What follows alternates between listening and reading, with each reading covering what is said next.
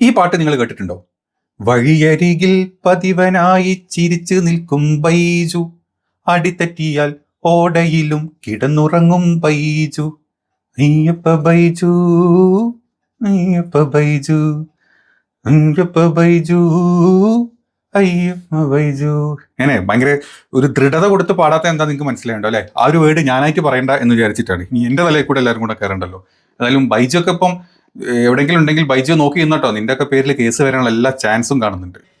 വഴിയരികിൽ പതിതനായി ചിരിച്ചു നിൽക്കും ബൈജു, അടിതെറ്റിയാൽ ഓടയ്ക്കുള്ളിൽ കിടന്നുറങ്ങും ബൈജു. അയ്യപ്പ ബൈജു, അയ്യപ്പ ബൈജു. ഇഷ്ടം പോലും മേടിക്കുന്ന ആളാ അതെ. ഇനി ഇത് കാണുന്ന ആൾക്കാരായിരിക്കും നിനക്ക് ഇതല്ലാണ്ട് വേറെ ഒരു പണിയില്ലേന്ന്. സത്യം പറഞ്ഞാല് വേറെ പല പണികളും ഉണ്ട്, പല കാര്യങ്ങളും നടക്കുന്നുണ്ട്, നമ്മൾ അതും ചെയ്യുന്നുണ്ട്. പക്ഷെ നമ്മുടെ നാട്ടിൽ ഇതൊക്കെയാണ് ഇപ്പം ഏറ്റവും ലേറ്റസ്റ്റ് ആയിട്ട് നടക്കേണ്ട അല്ലെങ്കിൽ സംസാരിക്കേണ്ട കാര്യങ്ങൾ. കാരണം നമ്മുടെ കേരളം ഭരിക്കുന്ന സർക്കാർ പോലും അല്ലെ, നമ്മുടെ ഡെവലപ്മെന്റ് എയിമിനെ പോലത്തെ അല്ലെങ്കിൽ വലിയ വലിയ നേതാക്കൾ വന്ന് പറയാണ് ഇതൊന്നും പാടില്ല, ഭയങ്കര മോശമായി പോയി. മറ്റേ ഒരു സീനുണ്ടല്ലോ നമ്മുടെ മറ്റെന്ത് കണാരനായിരുന്നു, നമ്മുടെ ജാലിയൻ കണാറിന്റെ ഒരു ജാലിയൻ കണാരൻ തന്നെ അല്ലായിരുന്നോ, ഹരീഷ് പിഷാരടി അല്ല മറ്റോ നിർമ്മൽ പാലാകിന്റെ തോന്നുന്നു കേട്ടോ, ഒരു തോറ്റു കഴിഞ്ഞാൽ ഒരു അതില്ലേ, നമ്മൾ ഇങ്ങനെയൊക്കെ പറയാമോ, നമ്മൾ നാളെയും കാണണ്ടേ എന്നൊക്കെ ചോദിച്ചിട്ട് കറക്റ്റ് ഇപ്പം ഇതൊക്കെയാണ് ഇവിടെ ഇടാൻ പറ്റുന്നത്. നിങ്ങൾ കളിയാക്കരുത്, കളിയാക്കുന്ന പാട്ടുകൾ ഇടാൻ പാടില്ല. അങ്ങനെ ഉണ്ടെങ്കിൽ ഞങ്ങൾ ഈ ഡയലോഗ് ഞങ്ങൾ വീണ്ടും ഇറങ്ങും. പറയാൻ പറ്റുമോ, അങ്ങനെയൊക്കെ പറയാൻ പറ്റുമോ, നമ്മൾ നാളെയും കാണണ്ടേ, നമ്മൾ നാളെയും കാണണ്ടേ. 8ാം ക്ലാസ്സിൽ പഠിക്കുമ്പോ എൻ്റെ അമ്മ ചുട്ടൊരു വെള്ളപ്പം, എൻ്റെ അമ്മ ചുട്ടൊരു വെള്ളപ്പം മുട്ടയും കുട്ടി തട്ടിയിട്ട് നാണമില്ലേ ഇങ്ങനെ പറയാൻ, നാണമില്ലേ ഇങ്ങനെ നാണമില്ലേ ഇങ്ങനെ പറയാൻ, നാണമില്ലേ ഇങ്ങനെ പറയാൻ. നമ്മൾ നാളെയും കാണണ്ടേ, നമ്മൾ നാളെയും കാണണ്ടേ. ഇങ്ങനെയൊന്നും പറയരുത്, ഇങ്ങനെയൊന്നും പറയരുത്. ഉള്ളിൽ സങ്കടം ഉണ്ട് കേട്ടോ, ഉള്ളിൽ സങ്കടം ഉണ്ട് കേട്ടോ. ഇങ്ങനെയൊന്നും പറയരുത്. വേറൊന്നും വിചാരിക്കരുത് കേട്ടോ. ഇതാണ് നമ്മുടെ കേരളം ഭരിക്കുന്ന പാർട്ടിയുടെ ഇപ്പോഴത്തെ ഒരു അവസ്ഥ.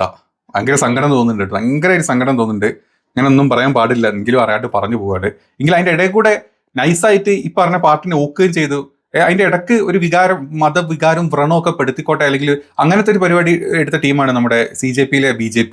ആ BJP ടീമിൻ്റെ ചില പാട്ടുകൾ നിങ്ങൾ കേട്ടിട്ടുണ്ടാവും. 2019 ഒരു പാട്ട് കേൾക്കാനിടയായി. ഏതായാലും അത് നമ്മുടെ ഉള്ളിസുരയ്ക്ക് വേണ്ടിയിട്ടുള്ള പാട്ടായിരുന്നു. ഏതായാലും അയ്യപ്പനായ ഉള്ളിസുരയുടെ പാട്ടും കൂടെ നമുക്കൊന്ന് കേട്ടിട്ട് വരാം. ഉള്ളിൽ തട്ടി പറയുകയാ ഞാൻ, പൊള്ളും നെഞ്ചം പാടുന്നുവല്ലേ താമര, ഒരു കയ്യൊപ്പ നീതി വരണം, കയ്യൊപ്പ് തരണം. ഉള്ളിൽ തട്ടി പറയുകയാ ഞാൻ, പൊള്ളും നെഞ്ചം പാടുന്നുവല്ലേ താമര, ഒരു കയ്യൊപ്പ നീതി വരണം, കയ്യൊപ്പ് തരണം. ഉള്ളിൽ തട്ടി പറയുകയാ ഞാൻ, പൊള്ളും നെഞ്ചം പാടുന്നുമെല്ലെ താമര, എൻ കയ്യൊപ്പ കയ്യൊപ്പ താമര.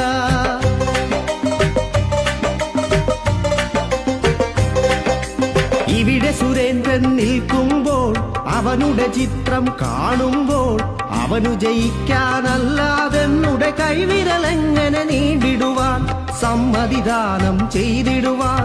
താമര കയ്യൊപ്പ കയ്യൊപ്പ താമര കയ്യൊപ്പ കയ്യൊപ്പ താമര, ഇവിടെ സുരേന്ദ്രൻ നിൽക്കുമ്പോൾ ഉള്ളിക്കറിയും തിന്നണ്ടേ. ഏതാണല്ലോ പോട്ടെ, നമ്മളെ ഇനിയും കളിയാക്കുന്നില്ല. കളിയാക്കി ഇവന്മാർക്ക് പുറത്തിറങ്ങാൻ, വീട്ടിൽ തന്നെ ഇരിക്കാൻ പറ്റാത്ത അവസ്ഥ. വീട്ടിൽ ചെറിയ മക്കൾ വരെ എന്ത് ഓൺ ചെയ്യുമ്പോൾ ഈ പാട്ടാ പാടുന്നത്. അത് ഇപ്പം മാർക്സിസ്റ്റുകാരെ വീടെടുത്ത് കഴിഞ്ഞാലും BJPക്കാരെ വീടെടുത്ത് കഴിഞ്ഞാലും ഒക്കെ ഇതാ അവസ്ഥ. ഈ ഒരു പാട്ട് മാത്രമേ ഉള്ളൂ. ഈ പിള്ളേർ കളിക്കുന്നതും ഇരിക്കുന്നതും നിൽക്കുന്നതും, ചെറിയ പിള്ളേരെ വരെ വീട്ടിൽ ആട്ടി ഉറക്കാൻ വേണ്ടിയിട്ട് ഇപ്പോൾ ഈ പാട്ടാടുന്നതെന്ന് കേട്ട് ഈ നമ്മുടെ പോറ്റിയെ കയറ്റി പിള്ളേർക്ക് വരെ ക്രേസ് ആയി പോയി പാട്ട്.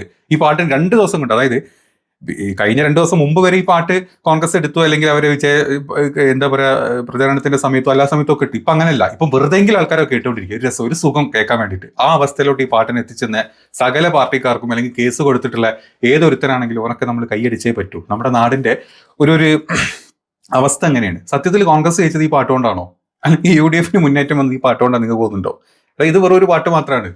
എത്രയോ പാട്ടുകൾ ഇതേപോലെ മുമ്പൊക്കെ വന്നു പോയിരുന്നു, അതിൽപ്പെട്ടൊരു പാട്ട് മാത്രം കുറച്ചൊന്ന് ഹിറ്റായി. അത് വിചാരിച്ചിട്ട് കോൺഗ്രസ് ജയിച്ചാണല്ല.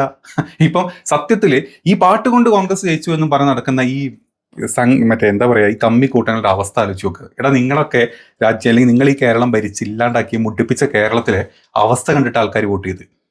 പിന്നെ BJPയുടെ വോട്ട് വിഹിതത്തിൽ വലിയ മാറ്റമില്ല എന്ന് എന്തോ അവരെ കൊണ്ടൊരു കാര്യമില്ല എന്നറിയാം. ഈ തീവ്ര ഹിന്ദുത്വം പറഞ്ഞ് നടക്കുന്ന ആൾക്കാർക്ക് അവർക്ക് വോട്ട് ചെയ്യുന്നു, അത്രേ ഉള്ളൂ. അത് ചില സ്ഥലങ്ങൾക്ക് ഏകോപിച്ച് വന്നപ്പം നമ്മുടെ എന്താ പറയുക കോർപ്പറേഷൻ അവർക്കത് കിട്ടി. പാലക്കാട് പോയി, പന്തളം പോയി, ഇതൊക്കെ പോയത് അതുകൊണ്ടാണ്. അപ്പം നിങ്ങളുടെ ഭരണവിരുദ്ധത കൊണ്ടും നിങ്ങളും അവരും തമ്മിലുള്ള ഒരു അമേദ്യമായ ബന്ധം കൊണ്ടും ഈ പറഞ്ഞ കോൺഗ്രസ് ജയിച്ചു വന്നു. അത് നിങ്ങൾ കണ്ടോ, ഇവന്മാര് കോൺഗ്രസ് ജയിച്ചാൽ നിങ്ങൾ പറയും കോൺഗ്രസിന് സംഘടനാ ശക്തിയില്ല, പ്രാദേശിക ലെവലിൽ അവർക്ക് നേതാക്കന്മാരില്ല, പ്രാദേശിക ലെവലിൽ അടിത്തട്ടിലോട്ട് വാർഡുകളിലോട്ട് അവർ ഇറങ്ങി ചെല്ലുന്നില്ല. എന്നിട്ട് ഇപ്പം എന്തായി?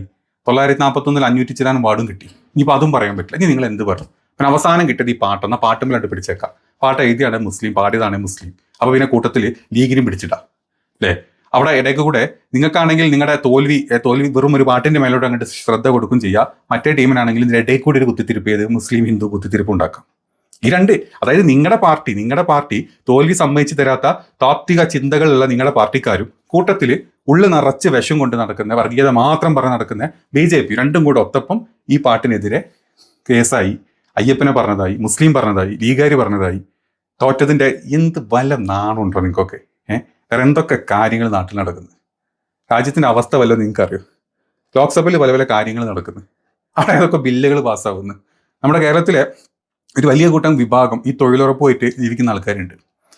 അതിലൊക്കെ ഇനി വരാൻ പോണ മാറ്റങ്ങളെ പറ്റി നിങ്ങൾ വല്ലതും അറിഞ്ഞോ? പണ്ട് 90% കേന്ദ്രം തന്നത് കേന്ദ്രം അത് വെട്ടിച്ചുരുക്കി 60% ആക്കി. ഇനി സർക്കാർ കൊടുക്കണം, അല്ലെങ്കിൽ തന്നെ നമ്മുടെ ഖജന അവിടെ കാലിയിൽ കിടക്കുക. സത്യം, മറ്റേ പിണറായിക്ക് അമേരിക്കയിൽ പോകാൻ പൈസ ഇല്ല, അതല്ലെങ്കിൽ നമ്മുടെ മന്ത്രിമാർക്ക് ടൂർ പോകാൻ പൈസ ഇല്ല. അങ്ങനെ കഷ്ടപ്പെട്ടിരിക്കുന്ന ഒരു ഖജനാവും കൊണ്ട് വെക്കുന്ന സമയത്താണ് ഇനി 90% 60 ആക്കി ബാക്കി 40% സംസ്ഥാന സർക്കാർ കൊടുക്കണമെന്ന്. 100 125 ദിവസമാക്കും.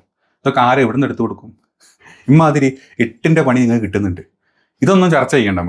നമുക്ക് പാട്ട് ചർച്ച ചെയ്യണം, തോൽവി ചർച്ച ചെയ്യണം, അയ്യപ്പനെ മുസ്ലിങ്ങൾ പറഞ്ഞ് ചർച്ച ചെയ്യണം. ഇതൊക്കെ ചർച്ച ചെയ്യുന്നുണ്ട്. രൂപ ഇന്ന് 91. അറിയോ? രൂപ ഡോളറിനെ 91.3 ഇനി ഇവിടെ അങ്ങോട്ട് സാധനങ്ങളുടെ വില കൂടാൻ പോണ എത്ര നിങ്ങൾ ചിന്തിച്ചിട്ടുണ്ടോ? കണ്ണ് കാണാത്ത ലെവലിൽ വില കൂടും, പെട്രോളിന് വില കൂടും, എല്ലാ സാധനത്തിനും വില കൂടാൻ പോയി. കാരണം ഡോളർ കിട്ടാനില്ല. ഒരു ഡോളർ കിട്ടണമെങ്കിൽ നമ്മൾ 91 ഉറുപ്പ്യ കൊടുക്കണം.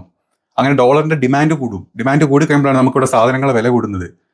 നമുക്ക് ഇറക്കുമതി ചെയ്യണമെങ്കിൽ അല്ലെങ്കിൽ കയറ്റുമതി ചെയ്യണമെങ്കിൽ വിനിമയം ചെയ്യണമെങ്കിൽ ഡോളർ വേണം. ഇവിടെ ഒക്കെ പണി കിട്ടാൻ പോയി. ഇതൊന്നും നമ്മൾ ചർച്ചയ്ക്ക് എടുക്കൂല. നമ്മൾ പാട്ടും എയ്ത്തും ഇതിന്റെ പിന്നാലെ നടക്കും. എൻ്റെ പൊന്ന് ടീമുകളെ, ഈവൻ സംഖ്യകളെ, നിങ്ങൾക്കൊക്കെ വില കൂടിക്കഴിഞ്ഞാലൊക്കെ നിങ്ങളും കൊടുക്കണം. ഞാൻ BJP, ഞാൻ ചങ്കിയെന്ന് പറഞ്ഞത് കടയിൽ ചെന്ന് ഞാൻ വെറുതെ കിട്ടുള്ള സാധനമൊന്നും. മനസ്സിലാക്കി ഇന്ത്യയുടെ അവസ്ഥ, കേരളത്തിന്റെ അവസ്ഥ എന്താണെന്നുള്ളത്. എന്നിട്ട് ചിന്തിച്ച് വോട്ട് ഇതിന്റെ അയ്യപ്പന്റെ പാട്ടിന്റെ പിന്നാലെ പോവാണ്ട് കഴുതകളെ.